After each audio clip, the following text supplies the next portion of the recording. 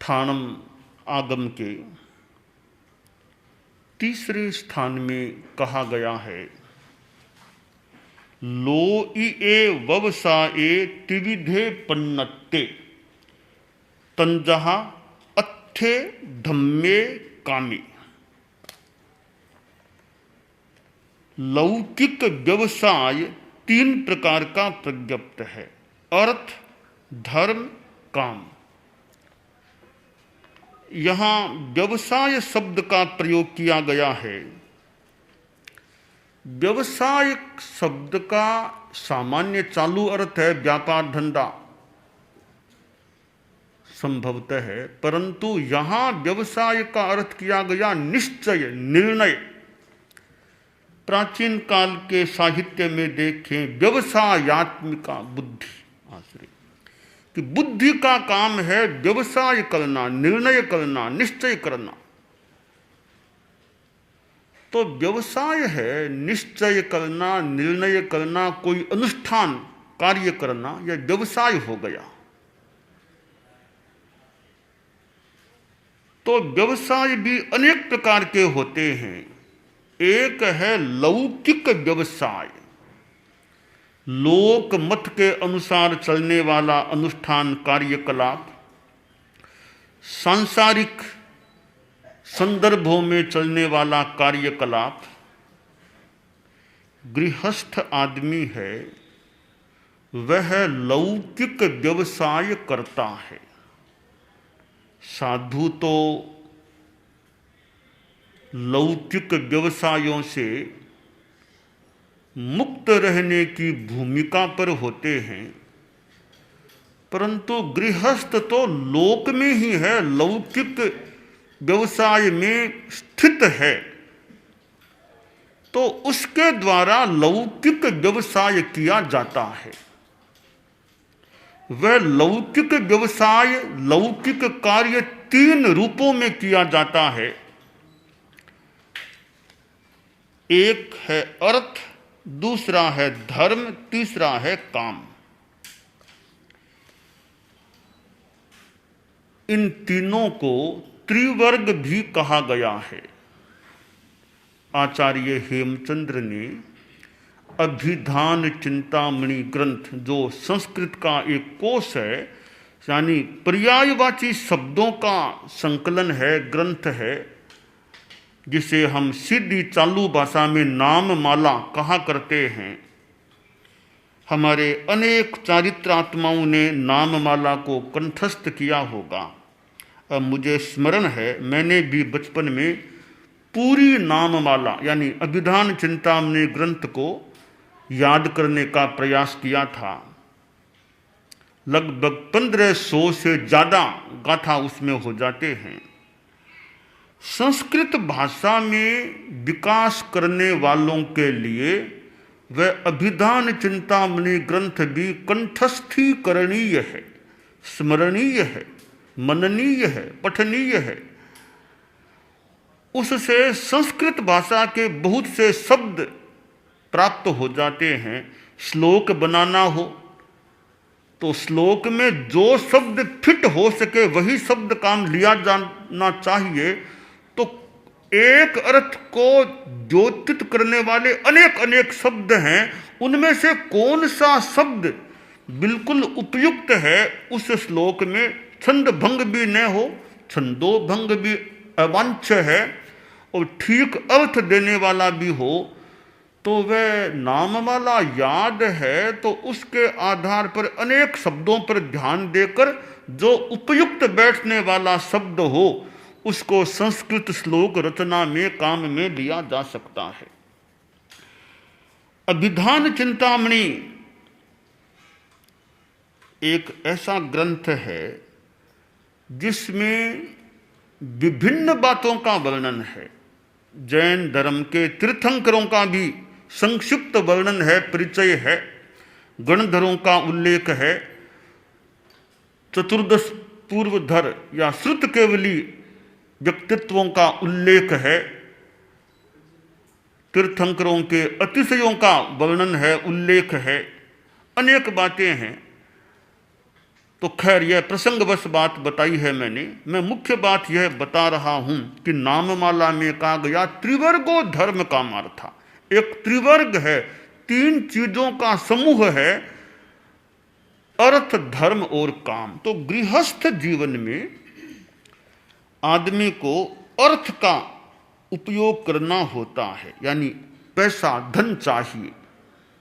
धन के बिना तो गारहस्थ्य चलेगा भी कैसे, कितना बढ़िया चल पाएगा। अर्थशास्त्र, अर्थशास्त्र पैसे से संबंधित शास्त्र।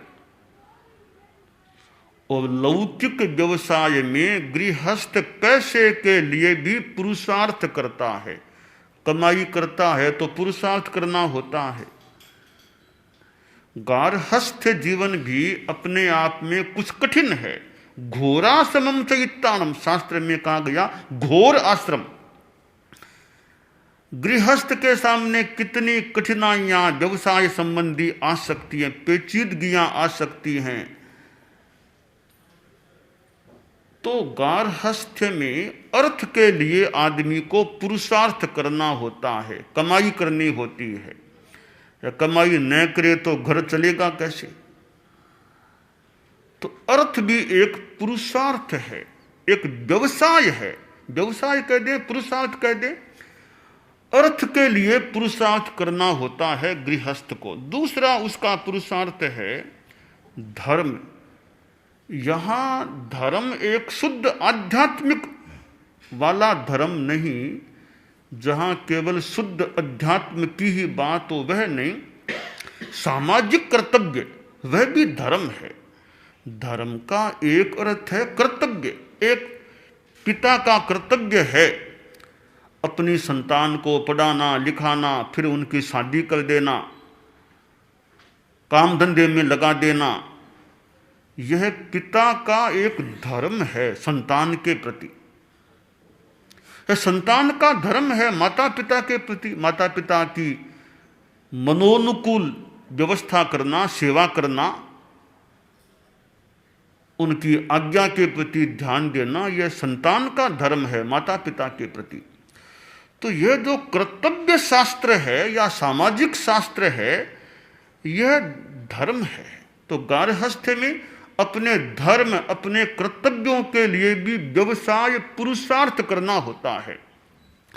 व्यवसाय का यहां ज्यादा एक अच्छा अर्थ है पुरुषार्थ करना, प्रयास करना। तो अर्थ के लिए गृहस्थ पुरुषार्थ करता है, करना होता है, तो अपने कर्तव्य निर्वाह के लिए भी उसे पुरुषार्थ करना होता है। तीसरा लौकिक व्यवसाय बताया गया काम, वासना संबंधी प्रयास, वह भी गारहस्थ्य में चलता है। तो ये तीन लौकिक व्यवसाय, लौकिक अनुष्ठान, पुरुषार्थ होते हैं अर्थ के संदर्भ में, धर्म के संदर्भ में और काम के संदर्भ में। संतानोत्पत्ति के लिए काम व्यवसाय किया जाता है। आदमी सुखेच्छा से भी काम व्यवसाय में प्रवृत्त हो सकता है। तो गारहस्थ्य में काम भी चलता है। अब यहां ध्यातव्य बात यह है, संस्कृत श्लोक में तो कहा गया है कि त्रिवर्ग संसाधन मंत्रेण पशोरिवायुर्विफलं नरस्य तत्रापि धर्मं प्रवरं वदन्ति न तं विना यद्भवतोऽर्थकामौ।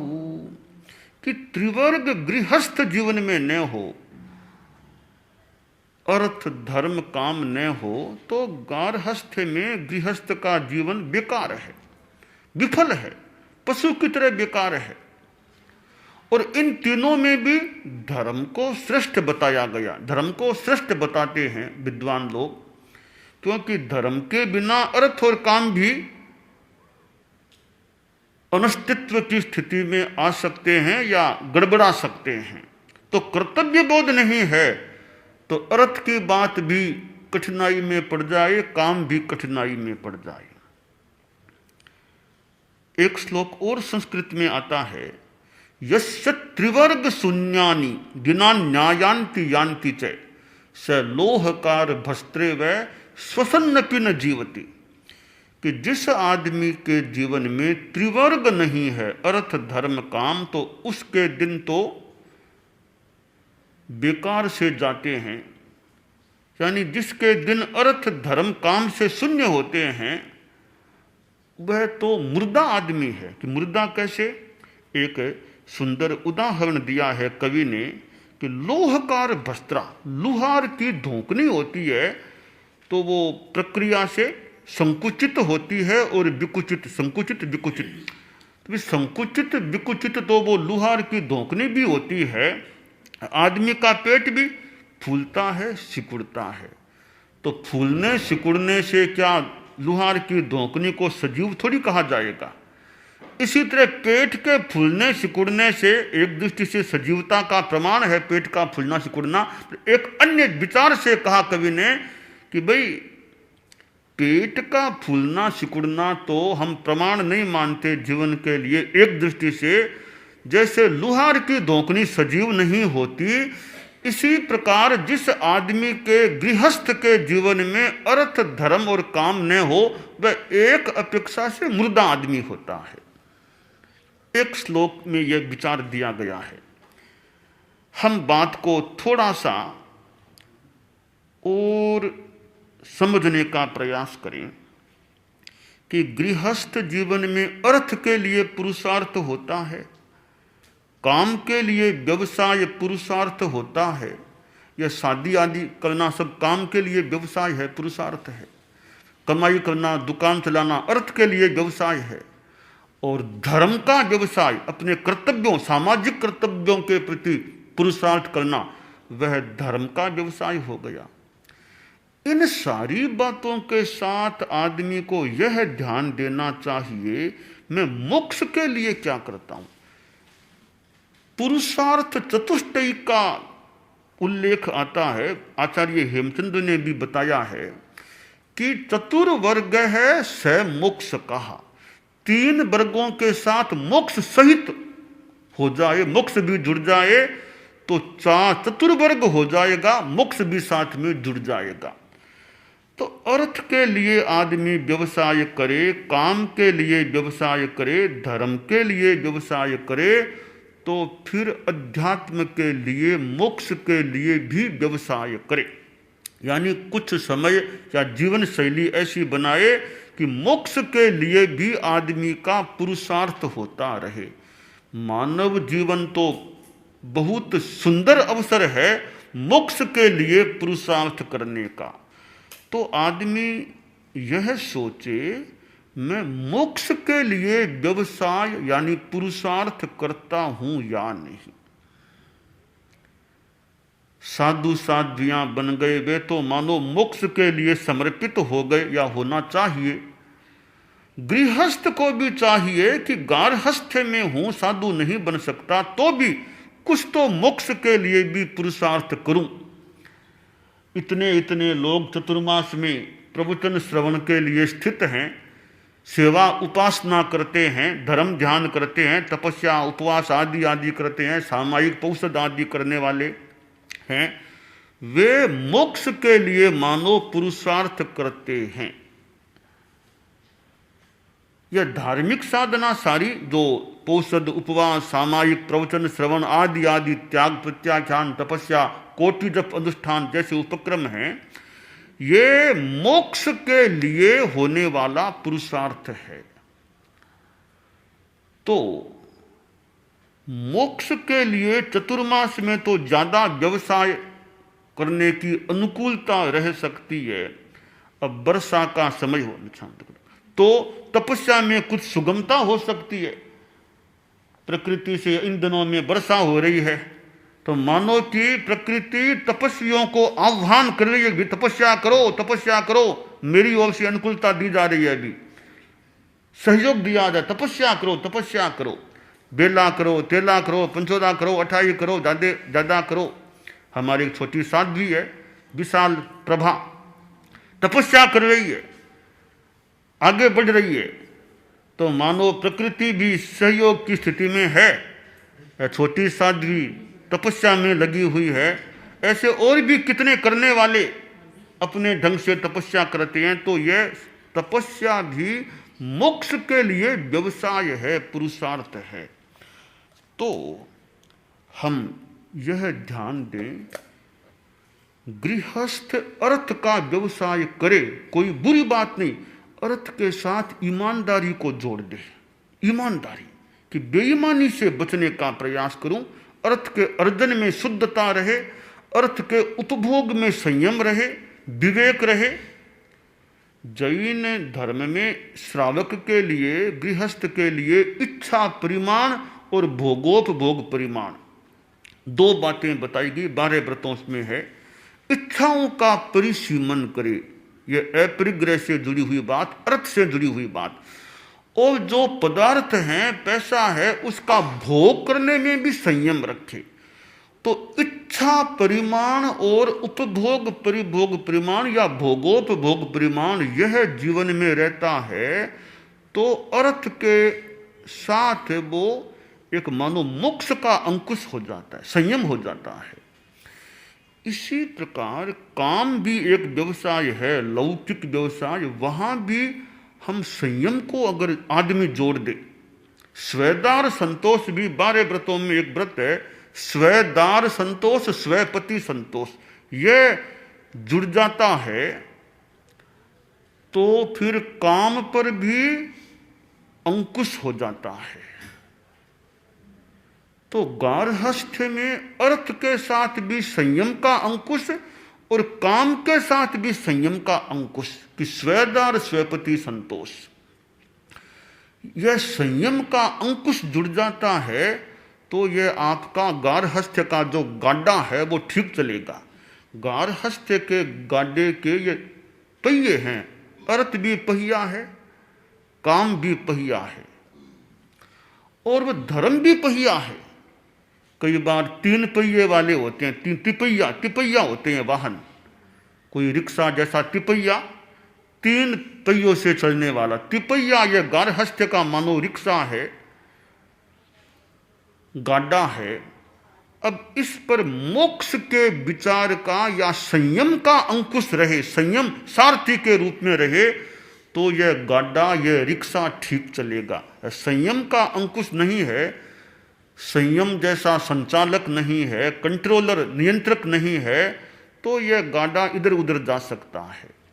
तो गार्हस्थ्य के रिक्शे को, गाड्डे को ठीक चलाने के लिए वो संयम जैसा कोई संचालक नियंत्रक ऊपर रहे, तो यह गाड़ा सतपथ में चल सकता है, उत्पथ में जाने से बच सकता है। तो श्रावक को सोचना चाहिए कि मैं गृहस्थ हूँ तो अर्थ मान लो चलता है, काम भी चलता है, सामाजिक कर्तव्य भी चलता है, साथ में संयम का, मोक्ष का, धर्म का व्यवसाय मेरे द्वारा होता है या नहीं। परम पूज्य आचार्य तुलसी ने जो 12 व्रत की भी बात, अनुव्रत की भी बात कि आदमी संयम करे, और कहा भी गया श्रावक व्रत धारो, श्रावक व्रत क्षणिक विषय सुख खातिर आतुर मानव भव मत हारो जी। श्रावक व्रत धारो, त्याग नाग नहीं सिंह भाग नहीं, माग नहीं भय वारो रे। श्रावक व्रत धारो, क्षणिक विषय सुख खातिर आतुर मानव भव मत हारो रे, श्रावण